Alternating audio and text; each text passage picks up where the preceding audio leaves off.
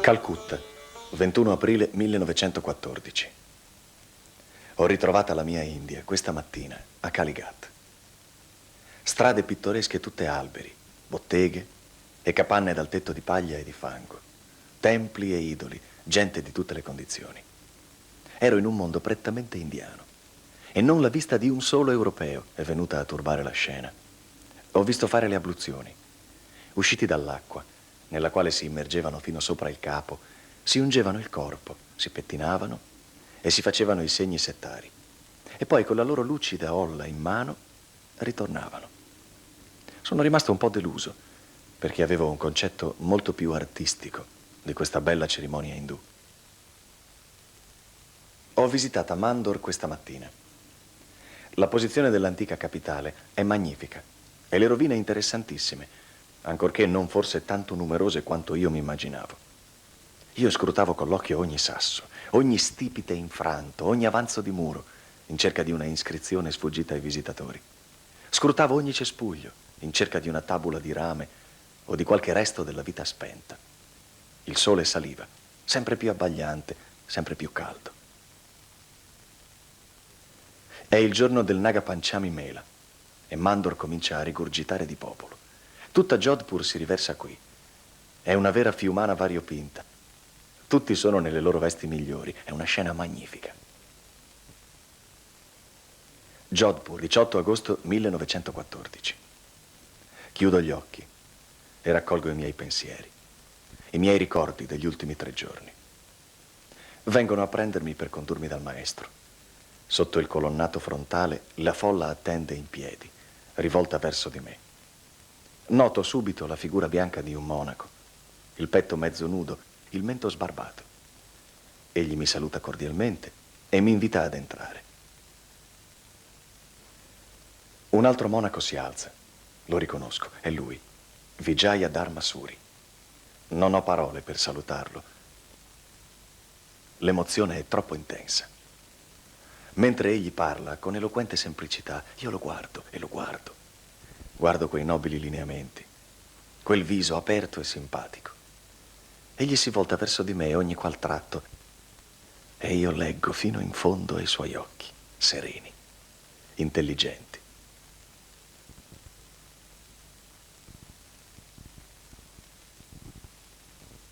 Ho visitata Amber. Mentre su un magnifico cavallo mi avvicinavo alla bellissima valle, sul cui culmine si ergono il palazzo reale e le mura e il forte, e nel cui grembo dormono, nascoste fra il verde, le rovine auguste. E il cielo azzurro, limpido, percorso da piccole nubi bianche, benediceva la scena stupenda. Io non trovavo parole e la mia anima era tutta nei miei occhi, seppure non era diffusa nel panorama incantevole.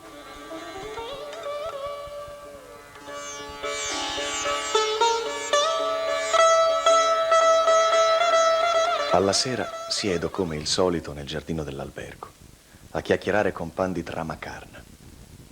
La notte è incantevole. Ascoltiamo gli ululati degli sciacalli, vicinissimi, e i gridi dei pavoni, e le voci strane dei custodi delle messi. Non vorrei andare a dormire, mai. Bikaner, 7 ottobre 1914. Pandit Ramakarna mi racconta qualche particolare della sua vita di famiglia. Il suo viso, illuminato dalla luna, pare trasformarsi. Sotto i suoi capelli bianchi vedo il luccicare degli occhi. Il suo sorriso mi pare così ingenuo, così intimo, così buono, che sento di amare il caro vecchio e mi viene voglia di abbracciarlo.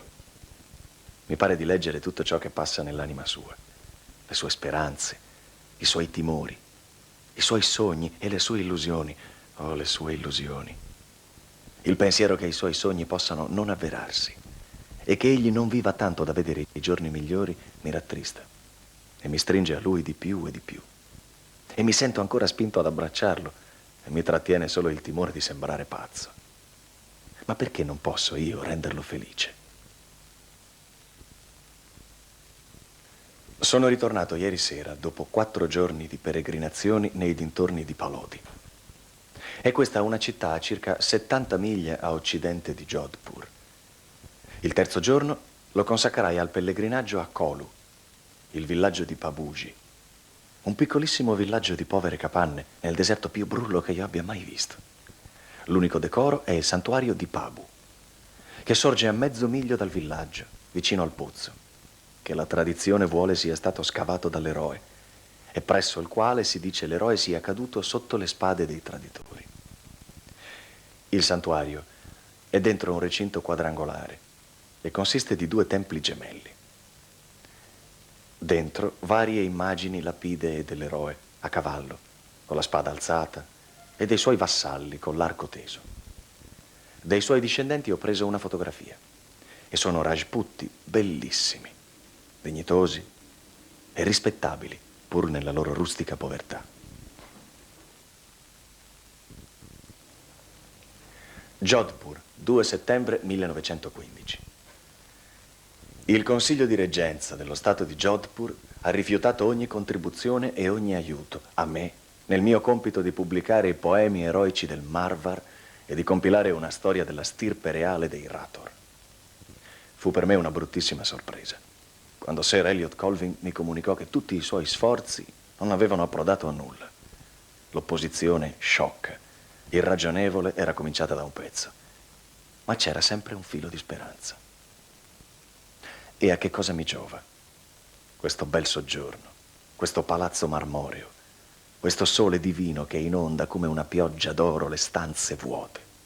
Sono solo, sempre solo, il giorno e la notte. E la solitudine mi uccide lentamente, insidiosamente, avvelenandomi il sangue nelle vene, intorbidandomi il cervello. Sono ancora qui, a Jodhpur, oggi, e non so ancora dove andrò domani. Forse a Bikaner, forse ad Udaipur, forse in nessun luogo. Forse il mio lavoro non potrà continuare. Bikaner, 8 dicembre 1915. Vita nuova. Sono qui da ieri mattina e alloggio nella solita guest house. L'aria è fresca e anche i miei pensieri sono freschi. Mi sento pieno di un vigore calmo, pieno di volontà di lavoro. Jodhpur. Ora conosco come tu mi avevi ammaliato, o sirena del deserto. Quanti ricordi, quanto desiderio in questi ultimi 2 giorni. Quante visioni delle tue belle strade, a me così familiari, parate a festa, affollate di gente variopinta, di esili fanciulle dai veli profumati e dai piedi tintinnanti. Jodhpur, ho ferita incurabile nel mezzo del mio cuore.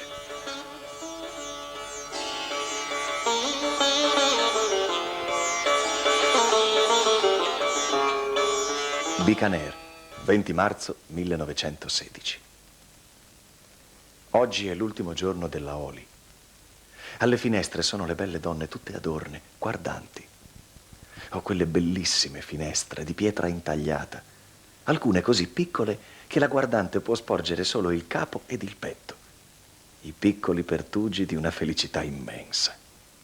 Più oltre, davanti alla casa di un ricco bania, una folla di uomini cantano e danzano. Dalle finestre le donne gettano su di loro una pioggia di acqua dipinta. Appena li ho oltrepassati, faccio fermare la vettura per fare una fotografia. Simla, 25 giugno 1916. È una grande soddisfazione vedere che le proprie fatiche sono stimate dai competenti. Era ormai lungo tempo che credevo che nessuno si curasse di me e dei miei lavori.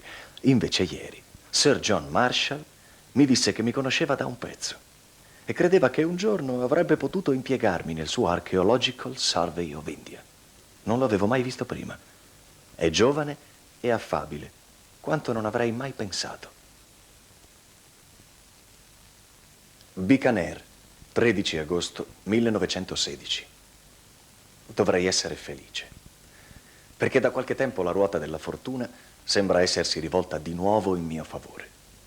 Un complesso di avvenimenti favorevoli, come tante luci, sono venuti a rischiarare le tenebre della mia anima. È venuto l'amico Kishore Dan, uno dei pochissimi, e forse l'unico amico che io mi abbia in questi deserti. Ed è venuto per rimanere con me. Il banchetto di ier l'altro nel cortile marmoreo del palazzo di Lalgad lo voglio ricordare. Ai 4 lati era il mistero delle griglie del serraglio, qui e là rischiarate da un lume, e sopra era la freschezza del cielo limpido, lunato. E dopo il banchetto era al mio orecchio il bisbiglio del Maharaja, che mi diceva in segreto che il governo dell'India aveva riconfermato il mio impiego per altri 5 anni. È stato un giorno intero di marcia e mi sono divertito veramente. Un concerto di musica nuziale richiamava presto la mia attenzione e io correvo a vedere. Erano nozze di Bania. Lo sposo faceva impennare un cavallo rossiccio, tenendo con una mano le redini e con l'altra il diadema luccicante che stava per sfuggirgli dalla fronte. E la sposa era in mezzo alle compagne che cantavano. Poi lo sposo è sceso di sella e si è unito alla comitiva, che si è schierata dinanzi a me, così che ho potuto fotografarla. A mezza la strada abbiamo sostato pochi minuti a Sinjaguru, villaggio curioso, di capanne di fango e di stecchi. Ho fatto una fotografia di donne e di bambini. Pugal, 13 gennaio 1917. Quando mi affacciai sulla cima dell'alta duna e lo vidi, nereggiante e biancheggiante da lontano, a quasi 1 miglio di distanza, mi parve bello, fascinante, romantico. Pareva un castello torreggiante, signore di queste dune selvagge, stendentesi infinite come il mare. Pareva un nido di aquile, un covo di briganti, un eremo da innamorati, questo Pugal. Come mi sono appressato, ho visto che non è un castello, ma solo un gruppo di poche case sopra una collinetta di terra. Ho visto che è un piccolo villaggio di povere capanne, ma il fascino del paese e il fascino del nome rimangono ancora.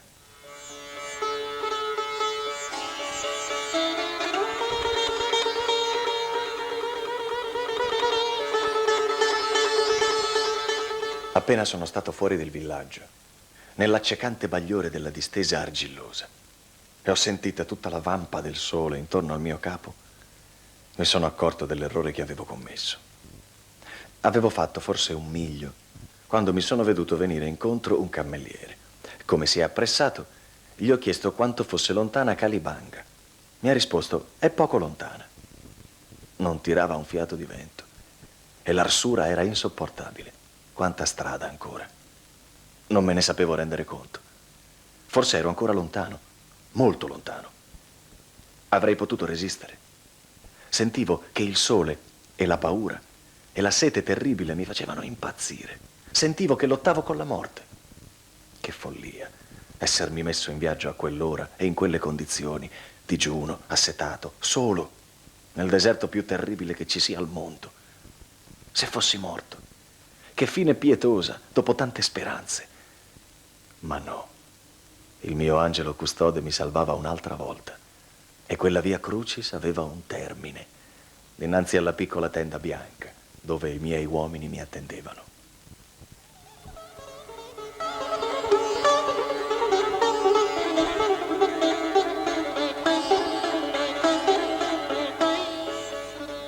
Calibanga, 5 aprile 1917. Ho scoperta una necropoli antichissima sopra 2 alture a mezzo miglio dal villaggio. Sono pazzo dalla gioia. Stamani ho scavata una grande olla contenente in piccoli vasi resti di ossa umane cremate. Benedetta la via Crucis di ieri e benedetto il temporale che la notte scorsa sfondò mezza la mia tenda e mi infarinò da capo a piedi. Quante belle terracotte antiche. Quanti bei busti di donne e di uomini dalle forme e dai panneggiamenti classici ho qui nella mia tenda.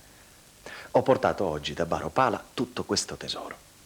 Ancorché non sia roba mia, pure c'è una grande soddisfazione nello scoprire e nel raccogliere oggetti nuovi e preziosi, oggetti d'arte, oggetti senza prezzo, resti di una civiltà antica di cui più nient'altro rimane. Sì, veramente sento che sono nato per fare l'archeologo. Bikaner. Bikaner. Non avrei mai creduto di provare tanta gioia nel rivederti.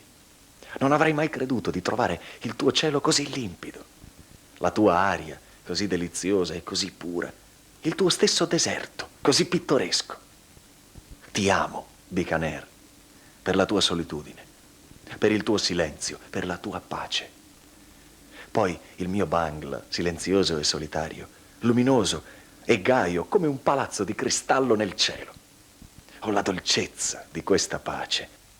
Oh, potessero i pochi mesi che ancora mi restano da passare fra queste mura diventare anni.